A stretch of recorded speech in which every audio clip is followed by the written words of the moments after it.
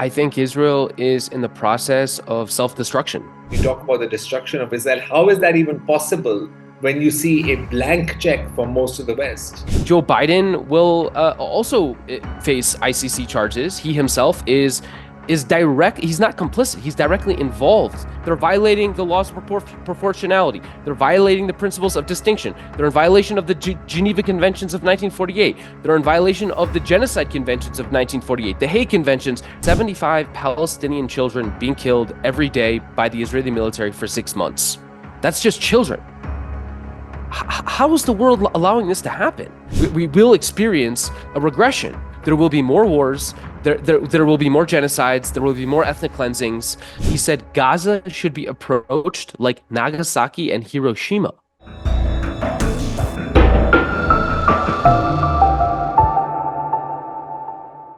Okay, well, thank you so much for joining us, Ms. Zachary Foster. You've studied the history of Israel and Palestine in great detail. You've written about it. You've spoken about it. You've taught it.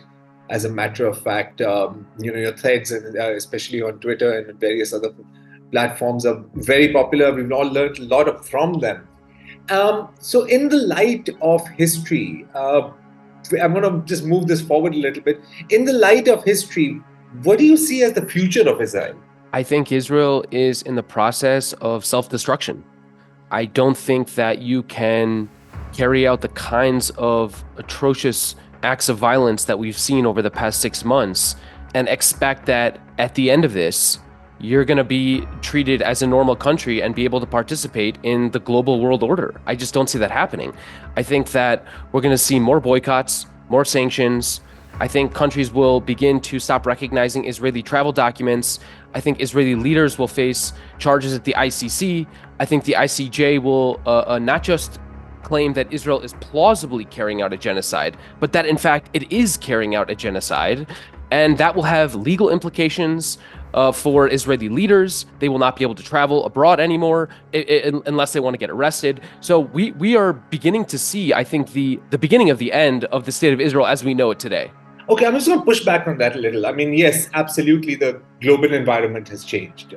Global public opinion, and especially, even states like South Africa, Brazil, many South American states are taking some very strong stances, certainly stronger stances than the Arab world combined, to be honest about it. But the underpinnings of Israel's support are in the West, in Western nations, right? And in particular in the United States of America. And there we see there's bipartisan support on very few topics in the divided American polity. But here we see both sides, the Republicans and the Democrats, trying to outdo each other in their support for Israel. You have Biden, who's, he keeps sending out these leaks that, I'm really unhappy with Netanyahu. But at the same time, he's quietly sanctioning billions of dollars of the same bombs and the same weapons that are currently exterminating the Palestinians. So when we talk about the destruction of Israel, how is that even possible when you see a blank check from most of the West? Yeah, there's no question that you're absolutely right. The United States, the United Kingdom, Germany, and a handful of other powerful countries are supporting the state of Israel and are themselves complicit in the genocide against the Palestinians. I think, by the way, the United States and the United Kingdom and Germany will themselves face repercussions. I think that Joe Biden will also face ICC charges. He himself is direct. He's not complicit. He's directly involved in the genocide itself. He himself has now commissioned a port, a kind of floating American military base off the coast of Gaza. Well, guess what? Those are occupied Palestinian waters. He is now directly participating in the occupation of Palestine. So I think once we see action, criminal prosecution at the international level, at the ICJ and at the ICC, I think that will convince American leaders that they have to change course. So I think that may be one thing that will happen as a result of this genocide.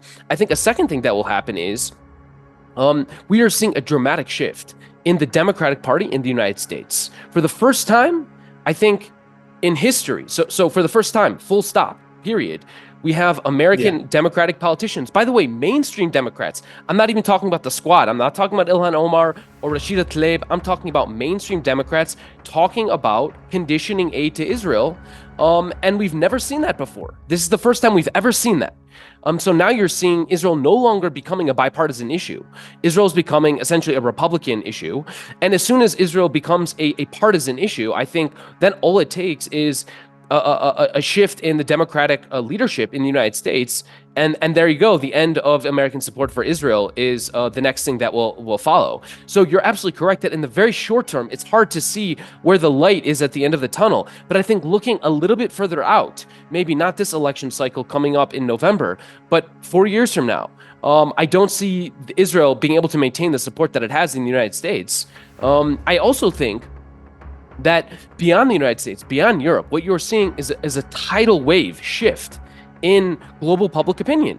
I mean, for the first time, you have Japanese manufacturing companies cutting ties with Elbit. You have courts in Oakland. You have courts in the Netherlands, in Spain, saying we cannot, according to our international legal obligations, we cannot be providing arms to Israel because this country that we have been providing arms for is in violation of every single international law known to humankind. They're violating the laws of proportionality. They're violating the principles of distinction. They're in violation of the Geneva Conventions of 1948. They're in violation of the Genocide Conventions of 1948, the Hague Conventions. There's no international legal treaty that they are not in violation of. And so I think slowly over the course of the next couple of years, we will start to see a shift, not just in the United States and Europe, but elsewhere around the world.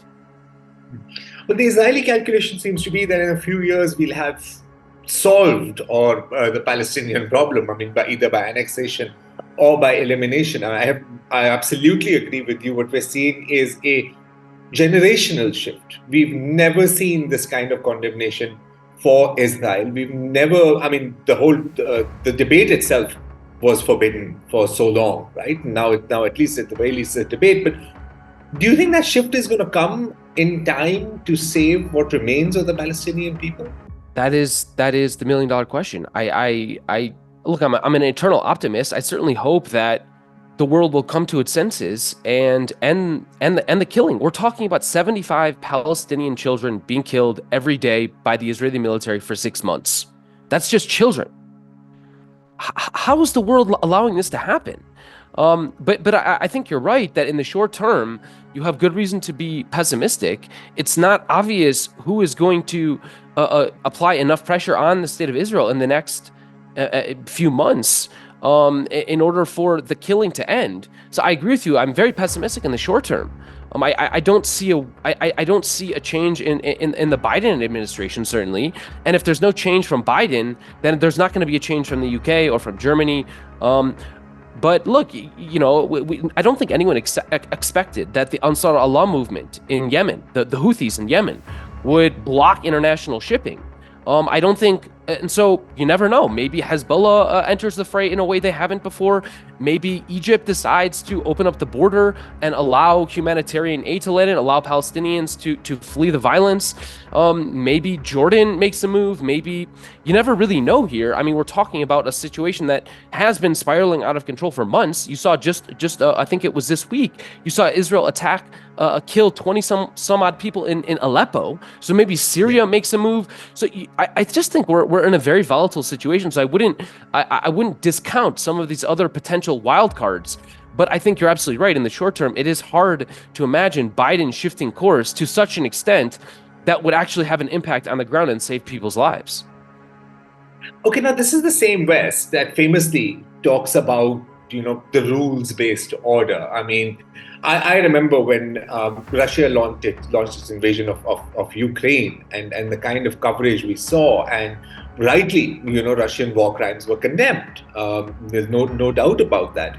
And then we see the absolute hypocrisy and the refusal to apply even 5% of that standard to Israel, to what they're doing in Gaza and in the West Bank and all of the occupied territories, all of the Palestinian territories. How does the Western world order survive this? I don't think it does. I think this is a setback not in years, but in decades, in terms of whatever progress the world may have made um, towards achieving the goals of the rules-based world order, which is, a global system in which countries abide by international law.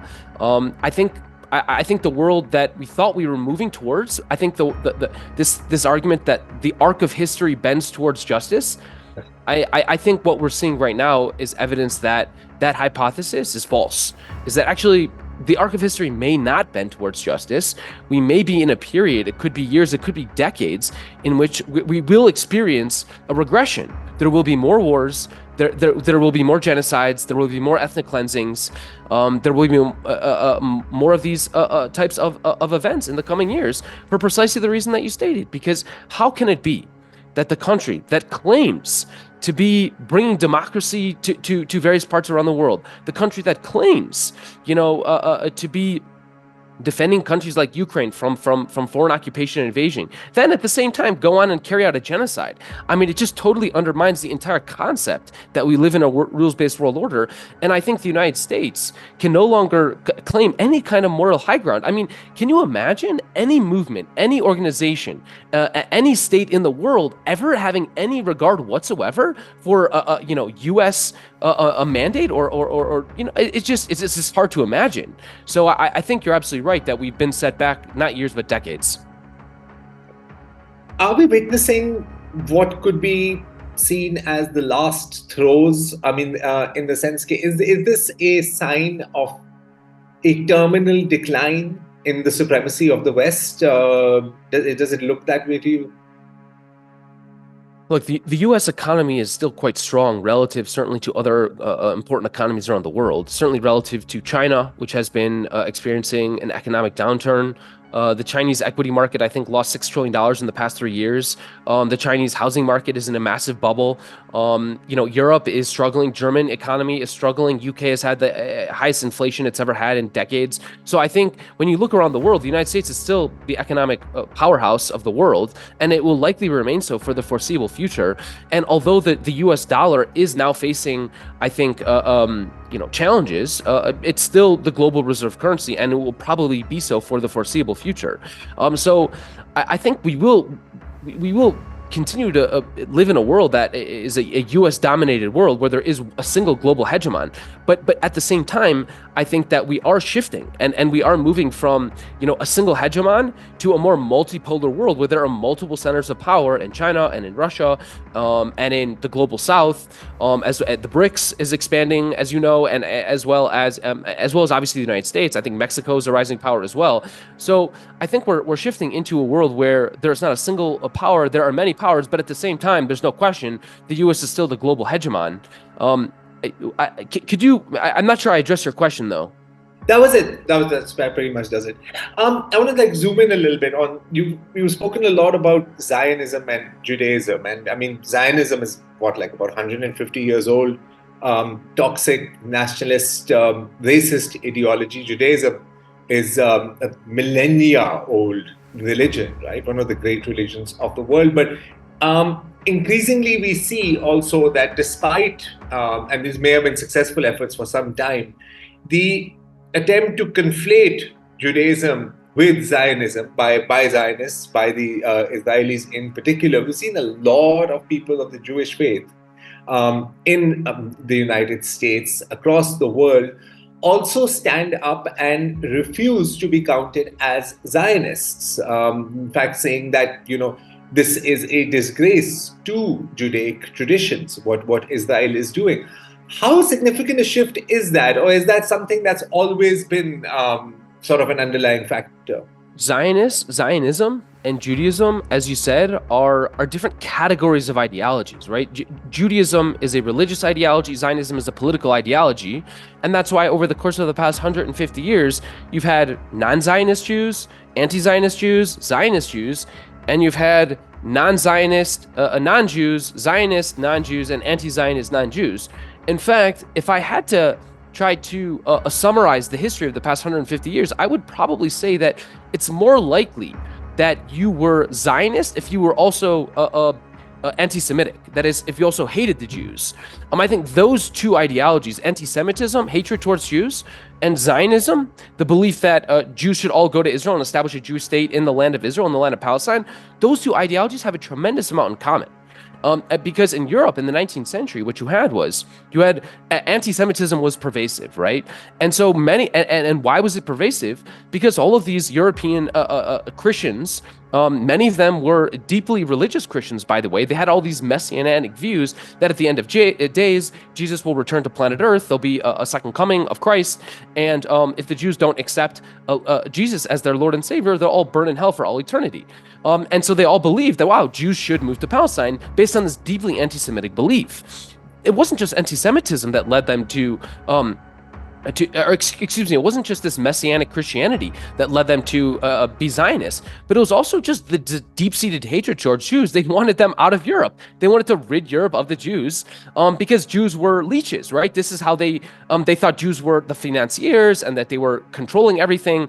And gosh, wouldn't it be great to just rid Europe of the Jews and send all the Jews to Palestine? And in fact, there was one Hungarian politician in 1878. He's oftentimes considered the founder of the anti-Semitic movement in Hungary, Istotsky. He himself called for a Jewish state in Palestine in 1878 in the Hungarian parliament, and he wasn't unique. We're talking about dozens and dozens of European politicians. Wilhelm Caesar II, the third most powerful European leader in the late 19th century, he himself was a raging Zionist and also a raging anti-Semite. The same goes for Arthur Balfour, the most famous non-Zionist, the most famous non-Jewish Zionist in history, was a raging anti-Semite and sponsored legislation to keep Jews outside of Britain in 1905 at the time that they were being slaughtered in Eastern Europe in pogroms. He himself, again, has Jewish blood on his hands, and he's the most famous non-Jewish Zionist of all time.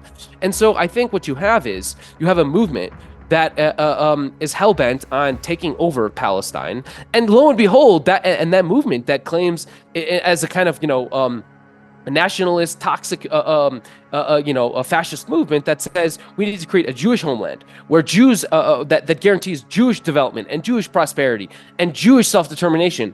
Lo and behold, when you take that idea to its logical conclusion that Jews need to be in control, well, guess what happens? You get a genocide, and that's what we're witnessing right now. Yeah, I mean, it's crazy that Balfour was in fact a raging anti-Semite. I mean, that's something that a lot of people don't know. But now, like you mentioned, this messianic sort of bent, this sort of messianic tradition, that's very much alive today too, right? I mean, you look at a lot of the evangelicals in the United States of America, and you look at foot soldiers of the IDF or the IOF, if you prefer, wearing the Third Temple badge, right? And this is like an entire movement there. Then you have all the whole red heifers. I don't know how to pronounce that. Heifers, red cows. Let's just say going on. So this is terrifying. Because you have people extremely well funded with the best weaponry in the world, nuclear weapons. And they seem to actively be wanting to bring about the end of days. And I mean, it's another question then, whose Messiah is going to save whom? But how scared should we be right now? Well, you just had a Michigan lawmaker. This news just broke this morning, I believe. He said Gaza should be approached like Nagasaki and Hiroshima. You have American lawmakers who are elected representatives of the United States government calling for a nuclear holocaust in Gaza. That is where we are at. You've had deans at universities say wipe Gaza off the map. The evangelical community in the United States is deeply, deeply embedded with Israel and the Israeli government. Some of the most Zionist people in the United States are not Jews. Actually, Jews, on average, often are quite critical, especially young Jews. More than half of young Jews, I think Gen Z, call Israel an apartheid state and describe what's happening in Gaza as a genocide. So the Jews, especially the young Jews, are actually, I think, on the whole, relatively progressive when it comes to Israel-Palestine. It's the evangelical community these, and we're talking tens of millions of people. I don't know if it's 40 million or 50 million or 60 million. We're talking about a massive number of Americans who believe that the modern state of Israel is this kind of reincarnation of the ancient people of Israel. And unfortunately, it's a very unsophisticated worldview, because they literally see the word Israel in the scripture, and then they see that there's a state of Israel today. And that is the depth of the kind of sophistication of this belief that, wow, Israel is the modern reincarnation of the ancient Israelites, and therefore it has to be supported. But you're absolutely correct. We have Pat Robertson, these people getting up on fronts of stages of 5,000 people every Sunday, and basically saying, we need to support Israel for religious reasons. It's deeply troubling, and in fact, I think the future of American Zionism will not be based in the Jewish community. The future of American Zionism will be entirely evangelical Christian. That is certainly the direction we're headed in. Wow, well, that's terrifying. In a word, that's terrifying. And just one final question. I mean, we've covered everything except the Arab world, the Muslim world, and as a historian of Palestine, the deep connections that the Arab world has traditionally had with that particular state, with those particular people. This time, I mean, we've seen tens of thousands of people rally in Jordan, in Amman, you've mentioned, of course, Yemen, Ansarullah, and so on and so forth.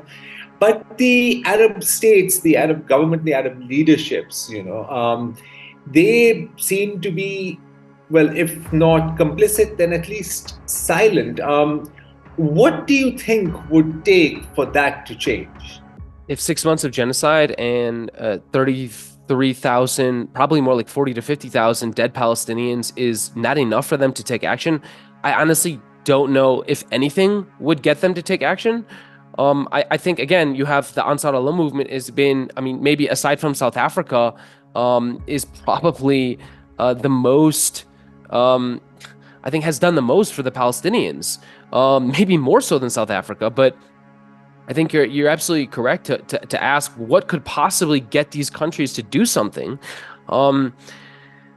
I think if they actually saw real protest movements at home, I mean, we just saw this past week, we saw in Egypt, we saw real protests. I think you've seen them sporadically over the past couple of months, but usually the regime-sponsored protests, right? It's Abdel Fattah al-Sisi basically organizing the protest himself, where it's very curated. It's even the people who are showing up to these protests, it's a selection of people. It's not that anyone should just even join these protests. So but I do think that if we were to see real movement on the streets, which, look, I mean, I don't think anyone predicted when the Arab Spring broke out in, was it 2011 or was it 2009?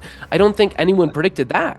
And that wasn't one country or two countries. That was pretty much the entire Arab world, from Morocco and Tunisia and Libya all the way to Syria and Iraq, and even in Palestine there were protests. So I think if you saw some kind of spontaneous outbreak of protest somewhere, I do think that the Arab states would respond if they thought that their own status was a threat. And I don't think they've really felt that yet. But I wouldn't count out the real possibility of mass protest movements emerging. I don't know if it would be Egypt or Jordan or maybe Lebanon or maybe somewhere else, but I do think that could get Arab governments to act. Look, I think Saudi Arabia also, look, unfortunately, Mohammed bin Salman doesn't seem to really, care much about the Palestinians. He hasn't cared about the Palestinians for, since he came to power a number of years ago. But I think in a country like Saudi Arabia, where 99% of the population is deeply troubled about what's happening, in a country like Jordan, where 99% of the population is deeply, deeply troubled by what's happening, in a country like Egypt, where 99% of the population is deeply, deeply troubled about what's happening, there is a real possibility that you could get spontaneous outbreaks of protests, and then I think you could get regimes to change course. But again, that's not something that's easy to predict. In these countries where where protesters are thrown in prison for life and denied basic rights. So yeah, it's hard to predict, but I do think that is probably the best hope you would have of seeing these governments to change course. May you live in interesting times, huh? Well, thank you so much for joining us, Mr. Foster, and thank you so much for taking out the time to speak with us.